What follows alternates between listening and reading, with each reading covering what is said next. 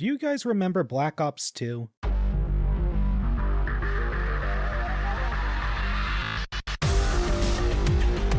Of course you do. You clicked on this video for God's sake. This decade-old game is still being discussed and even played to this day. Can't blame them since this seems like the last Call of Duty game that is overwhelmingly praised by most of the community. Call of Duty Black Ops 2, released in 2012, tries to paint a somewhat grounded theoretical glimpse of 2025. From its memorable maps, great campaign, and an arsenal of guns for the players to use on each other, with the latter being today's subject. Since it's 2025, wouldn't it be cool to briefly dive into the real-life origins of all the weapons used in the multiplayer mode, and also see how many were collectively guessed back in 2012 that would be in the use by the militaries of the world today? Well, look no further, your favorite Redditor Wubba Bubba has you covered with today's video. Did Black Ops 2 nail 2025 weapons? I will be going over all the primary and secondary weapons based on their categories in-game, briefly looking over their history and counting each one that they predicted if they're in prevalent use by any military in the present day. Yes, I know that seems like an easy bar to pass, but if we only stuck to the only in-game faction's country of origin, I doubt a lot of them would pass. This video for the most part is just a fun excuse to talk about the real world weapons shown off, so don't take my conclusions too seriously, it's just a YouTube video. The main resources I'm using throughout the video are these guys: IMFDB, some Black Ops 2 Ahoy videos, and military/gun wikis throughout the web, which I put in the description for you guys to check out if you want a more in-depth look. Lastly, if you're on a time crunch or just want to skip to your favorite category, here's a list of timestamps to skip around. Okay, without any more interruption, let's begin. Pistols. The FN Herstal 57 first entered production in 1998 as a sidearm to the FN P90, both being chambered in the 5.7 by 28mm round, or commonly known as the 5.7 round. Both weapons are designed for NATO members as personal defense weapons, or PDWs, that chamber a round that can be more accurate, attain a higher velocity, and be able to penetrate some types of body armor with non-civilian ammunition compared to 9mm. The design has been through multiple versions and has attained a cult-like following among some gun owners, police, and SWAT officers throughout the world. But what about militaries? Its most prevalent use in militaries is as a weapon of choice in special forces like the Cyprus National Guard and Kopassus Commanders of Indonesia. But standard military units like the Mexican and Belgian armies carry these as standard sidearms, so it's safe to say that they got this one right. The TAC-45 is based on the FN-FNP line, specifically the FNP-45 Tactical, chambered in 45 ACP, revealed back all the way in 2006. This was always my go-to pistol in the game. It, however, in real life failed to gain any audience with the military. Only Belgian police force and a single American city police force used them, with the latter being donated to them, so they had no choice but to use them. Even though military around the world didn't give it a chance, it proved to be successful in the civilian market, with the design eventually evolving into the FN-FNX line of pistols.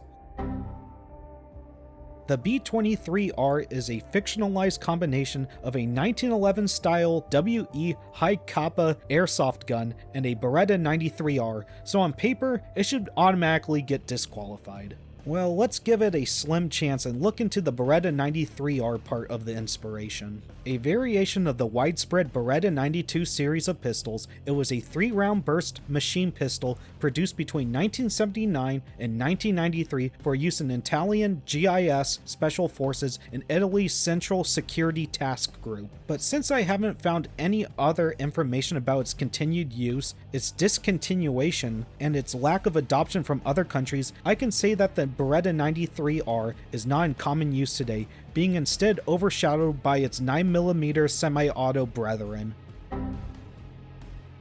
The Executioner is based on everyone's favorite punching bag of the gun world, the Taurus Judge. I can say pretty confidently without any research, this isn't in any military whatsoever. Being first produced in 2006 by Brazilian manufacturer Taurus, it was designed for self-defense for civilians and found some popularity with judges in Miami, hence the name Taurus Judge. The base model was chambered in both 45 long Colt and 410 gauge shot shells, making it on paper pretty versatile against criminals and snakes. Again, on paper.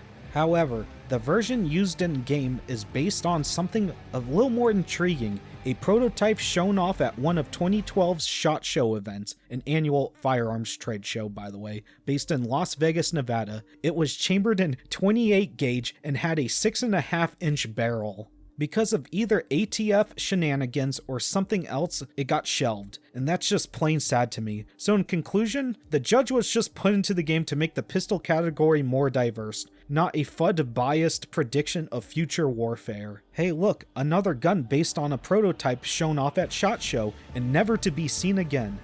I want to cry. The TDI card, aka the Cap 40 in-game, was a machine pistol prototype chambered in 45 ACP shown off by TDI, now known as the Chris USA, that would have used a similar recoil-reducing action to Chris's most popular creation, the Chris Vector, which is also in the game. So yeah, no surprise that no military has picked it up since it's just a prototype. We have to cope instead by running around the map with two of these like a clown instead. Shotguns. The 870 was probably my most used weapon when I played this game religiously back in the day. The most popular shotgun in the world, the Remington 870 has cemented itself as the quintessential 12-gauge pump since 1951, with millions in circulation in the hands of civilians, law enforcement, and militaries like the United States Army. Door breaching, close quarters combat, hunting, drone destroying, and riot control. It is an extremely useful weapon in any circumstance. It was popular when it first debuted and is still popular now. The only way the design will lose relevance in the future is if its recent erratic history of its company, Remington, continues. The S12 stands for Saiga 12, a Russian mag-fed semi-auto 12-gauge shotgun designed off the AK platform in the 90s by the same creator of the AK, Mikhail Kalashnikov. The in-game version is a Saiga 12K, equipped with a shorter barrel, Magpul stock, and a large muzzle brake according to IMFDB. While it may be popular with Russian Spetsnaz GRUs and some Russian police stations, no military in the world uses it, including Russia's main military. But since the Spetsnaz, according to my brief research, again I don't know too much about militaries, is the sword of the GRU, the Foreign Military Intelligence Agency of the Russian military, I'll give it a pass, and it's also just a cool gun. But hey, debate me in the comments if you disagree. Hey, I was busy editing this video, double checking my sources, when I came to discover that I somehow missed the Ukrainian Navy adopting the Saiga 12 in 2009, and Russia is currently using the Saiga 12 against drones in the current situation they found themselves in. So the Saiga 12 goes from narrowly passing to passing pretty easily. The KSG Bullpup 12-gauge pump shotgun was developed by America's favorite plastic bottle recycling company, Keltec. Introduced in 2011, its bullpup design wasn't the only thing unique about this weapon. It contained two magazine tubes that can be manually switched by the user. Each one of the tubes can hold 7 2¾ inch shot shells, so its total capacity between the two tubes can reach a whopping 14+1 shot shells. So any takers in the military field? Well, not a lot. And when I mean not a lot, I mean only one. The 707th Special Mission Group of the South Korean Army equipped them in 2016. They are a CT group that was created in response of the Munich event at the Olympics to protect South Korea's future hostings of the 1988 Olympic Games. The spammiest shotgun in the game, the M1216, is very underrated in this game, just like in real life. The SRM Arms Model 1216, designed in 2009 and released in 2011, is a semi-automatic 12-gauge shotgun with 4 magazine tubes that the operator can rotate when it runs out of ammo and can hold up to 16 2¾ inch shells, hence the name. In-game, the Model 1216 was adopted by the US Army in 2025, but in real life, Not a single army in the world carries it. Seems like Treyarch went all in with their bets on a lot of the future's shotguns being high-capacity shotguns. One more fun fact before we are moving on. A heavily customized version of the 1216 appeared in Deus Ex Human Revolution. Then that 1216 was further developed into Team Fortress 2, known as the Widowmaker, to promote Deus Ex. I did know the Widowmaker was from Deus Ex, but I never knew that it was based off the gun in Black Ops 2. That's just pretty cool. Submachine guns. The MP7 was designed by Heckler & Koch and entered production in 2001. It was HK's answer to the FN-P90, both vying for control of the PDW market, mainly NATO. Viewed as a successor to their previously successful MP5, it was chambered in 4.6 by 30mm. Designed by HK to match NATO's liking of a fast, accurate, armor-piercing potential caliber that the 9mm couldn't offer them. Pair that with its compact design and you got the recipe for a great personal defense weapon. Used by several NATO countries' armies like Germany, Norway, and the United States SEAL Team 6, it has found its niche as a great PDW for police, CTs, and militaries. Now, only if HK can stop hating poor people and give us Americans a good civilian version of the MP7, please.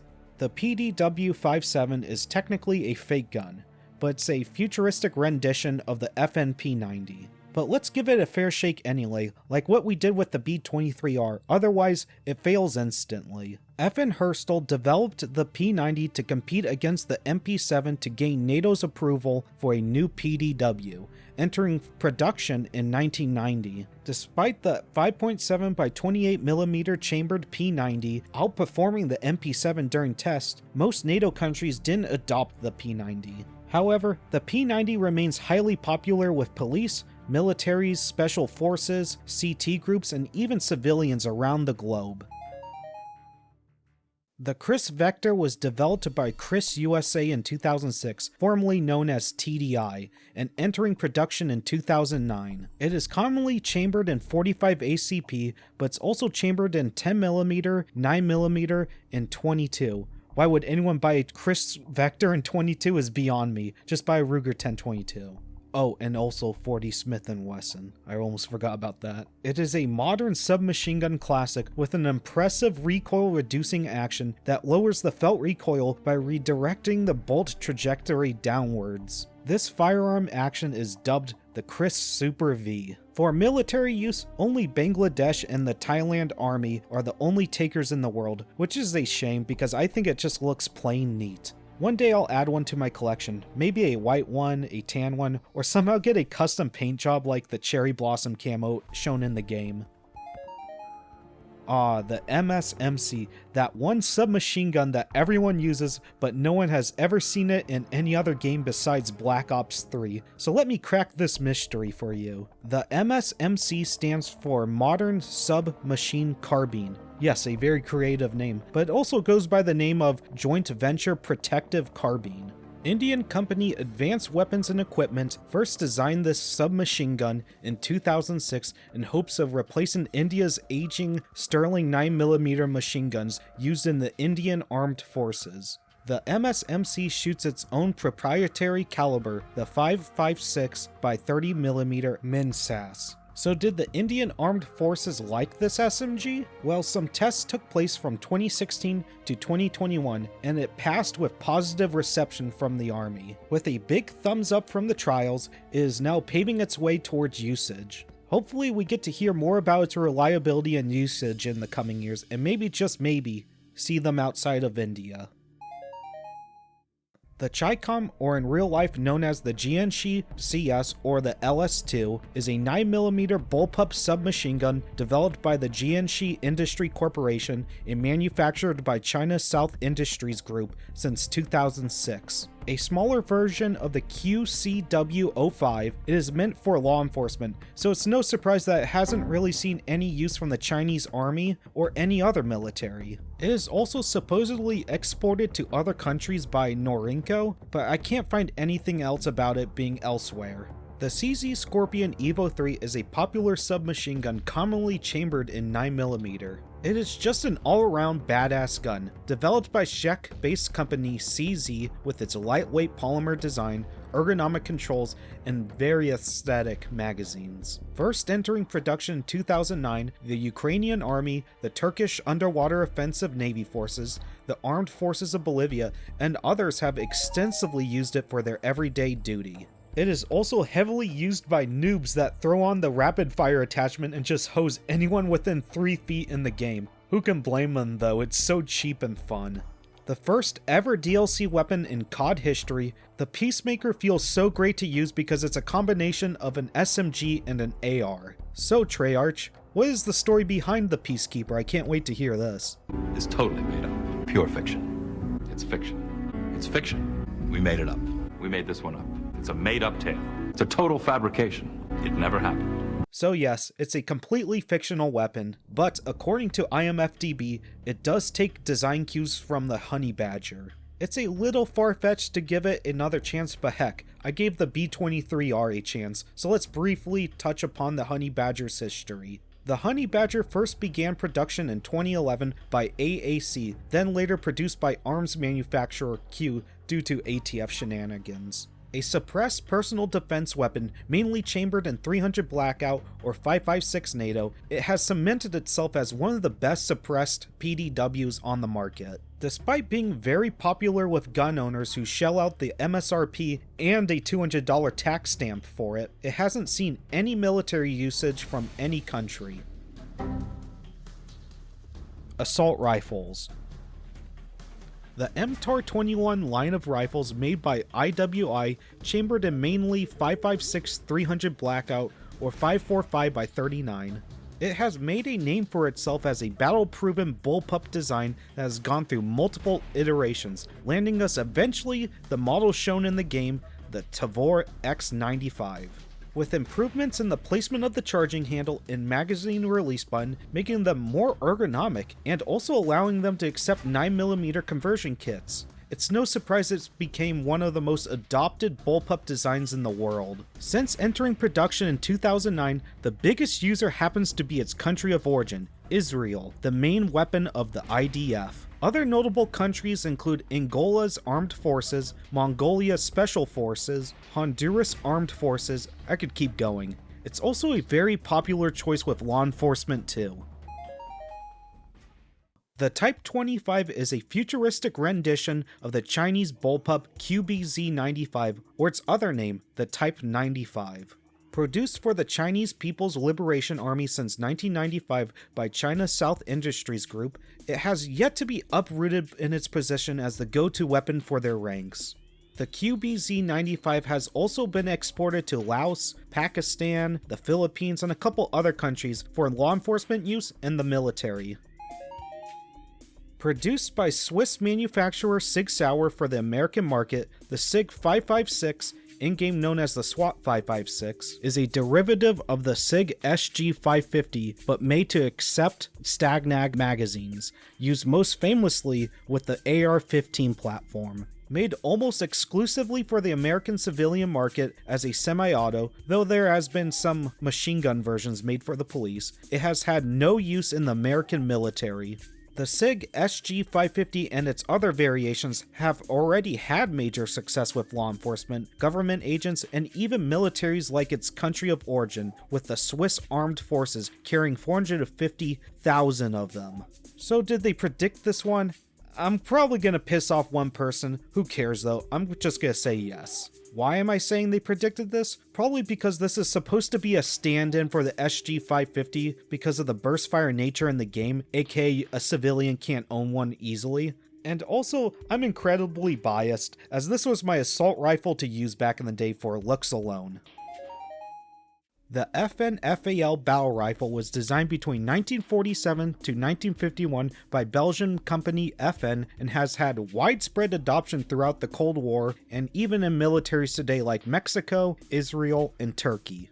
But let's get to the elephant in the room about the FAL with its depiction in the game. There are two FALs in the game. An FN-FAL that's used in the campaign and a DSA-FAL used in zombies and also in the campaign. In the multiplayer mode, the only FAL that is shown off is the DSA version. Since DSA produces the one shown in multiplayer, let us hone in on that one instead. American manufacturer DSA Arms makes FAL clones under the name SA-58, with the one shown off in the game being a variant called the SA-58 Para Elite Compact. A variant made for close quarter engagements and is chambered in the standard 7.62x51 NATO, commonly also found in a lot of other FALs. The one problem is the DSA brand is marketed towards the American civilian market, not any military market. So yeah, it's up to you to count this as predicted or not, but I'll go and say yes, since most DSA firearms they make are either clones or straight up upgrades from the original FN/FAL design. The H&K M27 in-game is instead an H&K 416 rifle, which are both part of the same rifle family though. The H&K 416 was developed by Heckler & Koch in the 90s based on Army's Delta forces desiring to replace the H&K MP5s. The H&K 416 is an AR-15 derivative rifle with a short-stroke gas piston system similar to the H&K G36 family of rifles. First entering production in 2004, mainly chambered in 5.56, the H&K 416 and its derivatives, including the M27, have found success thanks to its reliability gained from its short-stroke gas piston. It is used throughout the world in the militaries like the United States Marine Corps, the German Army, and others. One of the most recognized rifles in the game, the FN SCAR line of family has grown in popularity in pop culture but has somewhat stagnated in gun owner circles due to its marked up price. The SCAR shown in the game, the SCAR H, is a battle rifle that shoots the 7.62x51mm NATO cartridge, a significant boost in power over other intermediate cartridges found in a lot of modern weapons. Since its production in 2004 as an attempt to uproot the M4 series commonly found in the United States military, the SCAR H and other SCAR models have found moderate success in the US military, with most SOCOM units using them. Some other non-US notable users are the Portuguese Army, Belgian Armed Forces, and the Lithuania Land Forces. Probably the least used weapon in the game, and the biggest pile of crap in zombies, the SMR is based on a weapon concept designed by, okay, I'm gonna butcher this name, but I'm gonna try, Andrei Ovsyannikov. So yeah, there are no working models in the world. Gotta give Andrei props, he created an interesting bullpup rifle that looks cool though. Still, the model he made is more effective than the one they used in zombies.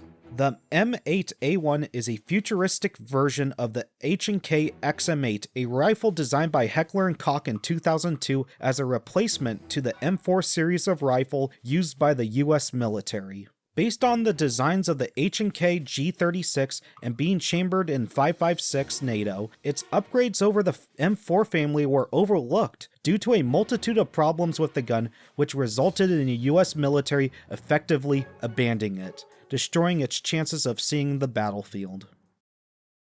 Until Malaysia was like, hey, that looks pretty cool, and just shoved it right into their Pascal Special Forces, which is also part of the Malaysian Navy, so yeah, this one gets an automatic pass. One of my all-time favorite guns, not just in the game, but in real life. The AN-94 is probably the weirdest gun in the game by a long shot, due to just how the gun works internally. The AN-94 was designed in the 70s by Gennady Nikonov to replace the USSR's most commonly issued rifle, the AK-74, both being chambered in the 5.45x39mm cartridge. The gun first entered production in 1994, 3 years after the USSR dissolved and the current Russia appeared. Through a very complex internal operating system that I cannot do justice explaining at all. It allows the gun to shoot the first 2 bullets very quickly before even feeling the recoil of the first bullet, making your first 2 groups very accurate. Despite its low adoption by the Russian military, primarily due to the manufacturing costs, there has been one report of them being used in the Dagestan region by Russian border agents in the past. But with so little information on such a rare rifle, I'm gonna play it safe and say this one isn't being used that much in 2025 or even at all. While editing this video, I found a photo of several AN-94s scattered below a Russian troop in Dagestan. Now, are they in working order, or what is the context of the image? I have no clue. But they are out of an armory and in the open air, so I'm going to go on a hunch and saying yes, the Russian military is currently using them. Light machine guns. The FN Mark 48 entered production in 2003 as an FN Mini-Me derivative, i.e. the M249 saw, as a replacement for the aging M60 at the request of the United States Special Operations Command, or SOCOM. Firing the 7.62x51 NATO round, this belt-fed machine gun has seen use in the war in Afghanistan by the US military and is still in use today by the Navy SEALs and Army Rangers. This light machine gun is a variant of the previously mentioned QBZ-95, also known in the game as the Type 25. The QBB-LSW is a futurized QJB-95 bullpup LMG made by Norinco in 1995 for the Chinese military, where it's still used as a suppressive weapon to this day thanks to its lightweight nature compared to other heavier LMGs and being chambered in the same round as the QBZ-95. The LSAT is a light machine gun that came into existence due to the 2004 Lightweight Small Arms Technology Program, or LSAT. They were looking for lighter firearms and the ammunition it was chambered in. Maryland-based company AAI Corporation led the charge and came up with the LSAT, either being chambered in telescoped ammunition or caseless ammunition, with the latter being shown off in the game. Sadly, it's been in development hell since 2003, and the last update I can find about the LSAT is a decade old, which is a shame. Any firearm design that takes a crack at accepting caseless ammunition like the H&K G11 always seem to disappear. First, the gun shown off in the game is not the HAMR. According to IMFDB, it's just a SCAR 17 with a drum mag. Why was Treyarch this lazy? Because we have another prototype on our hand. So you may be asking, what is the HAMR then? HAMR stands for Heat Adaptive Modular Rifle, designed by FN Herstal in 2008 to compete in the United States Marine Infantry Automatic Rifle Program. Despite being extremely similar to its SCAR counterparts, its defining feature is that it can switch between open and closed bolt modes when the temperatures change in the rifle. Despite losing against the H&K 416 or the Mark 23, it was in the final four for consideration and is still being tested by FN secretly. Sniper rifles. Probably seen as the cheesiest gun in the game, the TS-KIB SVU is a bullpup configuration of the SVD Dragunov sniper rifle, both being chambered in 7.62x54R. It was developed in 1990 by request of the Russian Ministry of Internal Affairs, a government body specializing in law enforcement, for replacement of the aging SVD and entering production in 1994. Despite it being mainly a law enforcement weapon, it has been used in the Chechen War by Russia, but other than that, any other military hasn't used it to this very day. One more thing, the in-game version is supposed to represent the SVU-AS model, but since it only fires in semi-auto instead of being select fire, it would just make it an ordinary SVU. If people hate this gun now, imagine if this was full auto in-game. The DSR-50 is a 50 caliber anti-material rifle based on its smaller caliber brother, the DSR-1, which is manufactured by German manufacturer DSR Precision. The DSR-50 is an all-around unique bolt-action rifle. It has a bullpup design, a magazine holder in front of the trigger, and a unique way to deal with the 50 caliber recoil, combining a suppressor and a muzzle brake dubbed the blast compensator. Since its production in 2004, it has remained in the arsenal of German police and GSG operators. But what about militaries? Although I have found articles of them possibly being used in Malaysia, they lack any source, and I can't authenticate them, so sadly for now, I'm going to call it and say they haven't been used in any military in the world. But hey, at least its firing sound effect is burnt into our brains.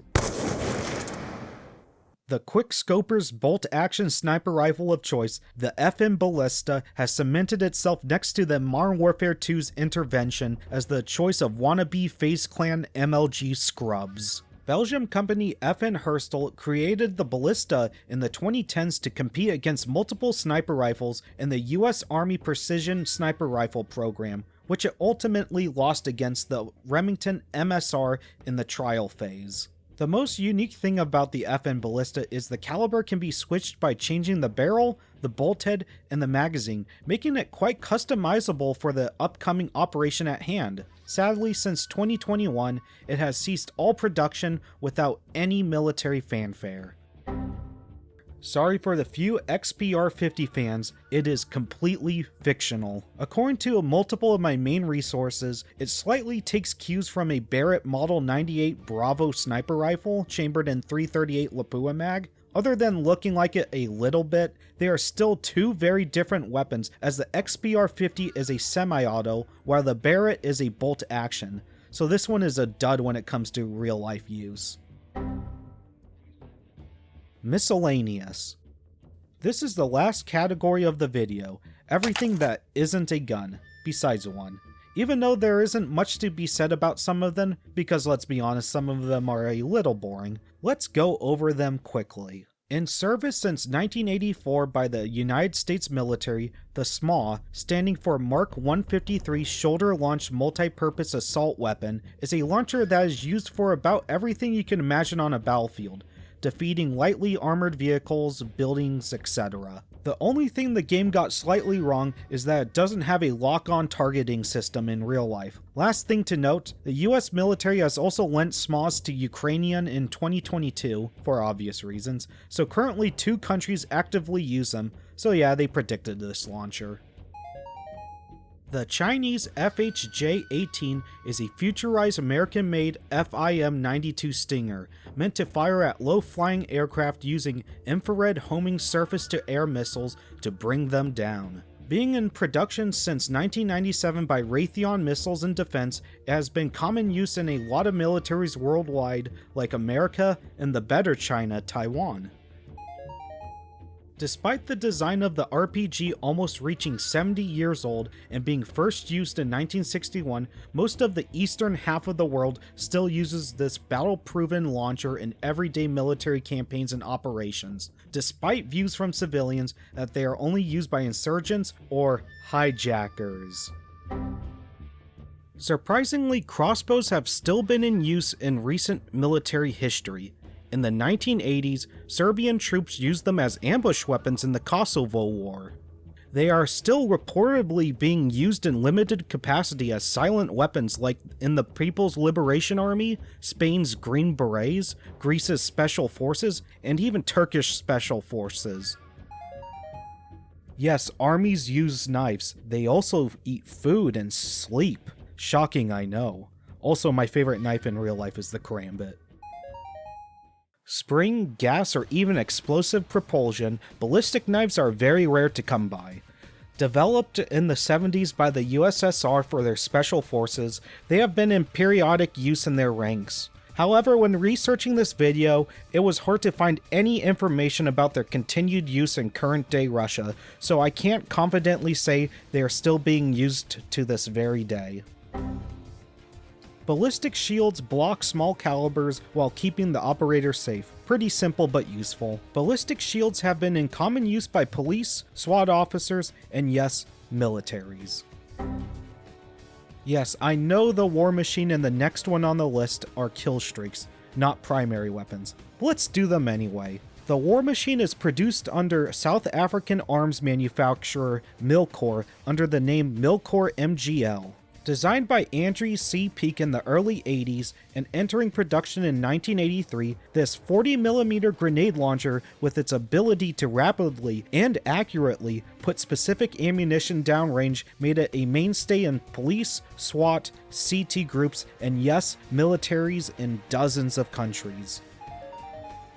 For the last gun in the video, we have the unwieldy Death Machine, or the GAU-19, a 50 caliber rotary machine gun developed by General Electrics and produced by General Dynamics that weighs at a whopping 138 pounds, not even including ammo. Huh, people must be pretty buff in 2025. Anyway, it can fire up to 2,000 rounds a minute, literally shredding anything in its path. Militaries that attach this behemoth to vehicles include the US military, Japanese Coast Guard, Mexican Air Force and Navy, and others.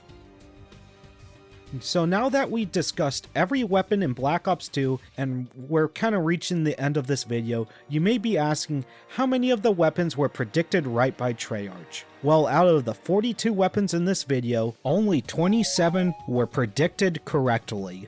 Well, what does this mean? Does this mean Treyarch did a bad job? In my opinion, no. If they played stuff incredibly safe, Black Ops 2 wouldn't be Black Ops 2. Imagine not having the Ballista, the Executioner, and the SMR. Wait, I can kind of imagine that one gone. It just wouldn't be the same game. Call of Duty nowadays releases assault rifles and other weapons that look and act incredibly similar, with boring fake names. People still remember how, for the most part, Black Ops 2's weapons all felt very unique in looks, sound, and the feels department. That's just one of the reasons people keep coming back to this incredible game, despite all the blatant hacking. I still do enjoy the new Call of Duties, but each time they release something bland. I remember the days of a shotgun revolver that could be dual wielded. I'm gonna keep coming back to this amazing game, and I hope you guys come back to it too. Okay, I think it's time to wrap up this video. Thank you for watching this video, I really do appreciate all of you guys. Another massive thank you for all these guys again. IMFDB, Ahoy's Black Ops 2 videos, and the multitude of military and gun wikis out there. This video would have been impossible without these resources. Again, check them out please. If you think I missed something or got something mixed up, let me know in the comments and I'll make sure to heart it for others to see. Until next time, this is Wubba Bubba, signing off again.